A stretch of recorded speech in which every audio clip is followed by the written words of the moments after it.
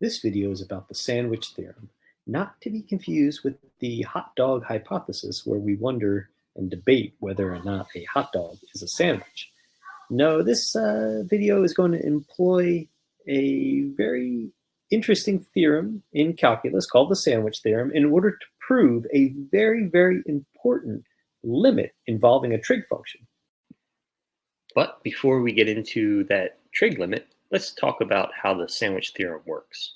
It says that if you have three functions, g, f, and h, with g less than or equal to f and f less than or equal to h near some x equal to c, and if the limit as x goes to c of g of x is equal to some number L, and if the limit as x goes to c of h of x is equal to some number L, that's a lot of ifs, then we're able to conclude that the limit as x goes to c of f of x is equal to L as well.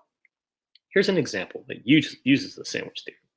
Suppose we want to evaluate this limit. You saw this limit on a handout the other day, but we don't want to use a table or a graph. We know that cosine is always between 1 and -1 for all angles, including the angle 1 over x. And so if we multiply through by x squared, which is always a positive number, we have this inequality.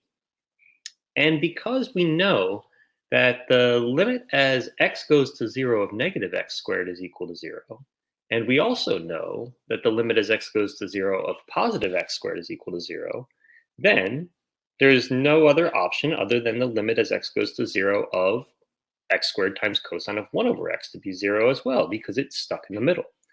If we think of this graphically, we start to understand why the sandwich theorem got its name. I'll draw my axis here.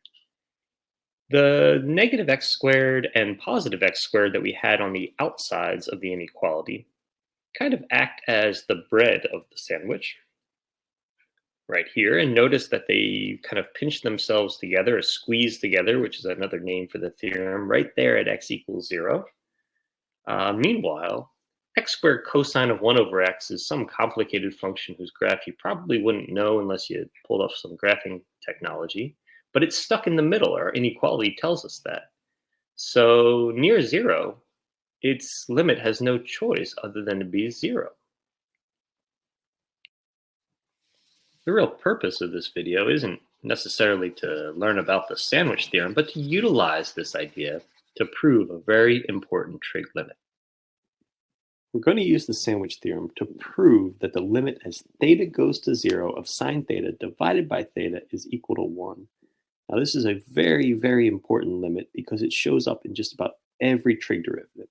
So the proof that we're going to do uses the sandwich theorem and also uses a little geometry. So here's our unit circle again, and just a reminder that point C has a y-coordinate of sine theta, and arc length CD has a measurement of theta, measured, of course, in radians. Add a few other things to my diagram here just to get the geometry proof ready. I'll label the origin A, and I'll also add this tangent line here connecting point D up to ray AC, and I'll label that intersection point E up there. Notice that the area of triangle ADC is less than or equal to the area of sector ADC, which is less than or equal to the area of triangle ADE. To color code these, just so you see what we're saying, this pink area here, this triangle, is always going to be less than or maybe even equal to the area of this sector, because that sector is going to have a little tiny bit of extra area there on the end, on the outside of that pink side. And then that sector is always going to be less than or equal to the area of that triangle on the outside, because that triangle will have a little extra area. You should note that our proof here only deals with theta approaching 0 from the right, but it is always true. Figuring out the areas for these individual pieces, I get that the area of triangle ADC is 1/2 sine theta. The sector is just theta over 2 because the radius is 1. And the area of triangle ADE is 1/2 tan theta because ED is the opposite side and the adjacent side is equal to 1. Now I can manipulate this inequality by multiplying through by 2, which is always positive and doesn't change the inequality, and then dividing by sine, which as we approach from above is also always positive and also doesn't change the inequality. And this leaves me with 1 is less than or equal to theta divided by sine, which is less than or equal to 1 divided by cosine.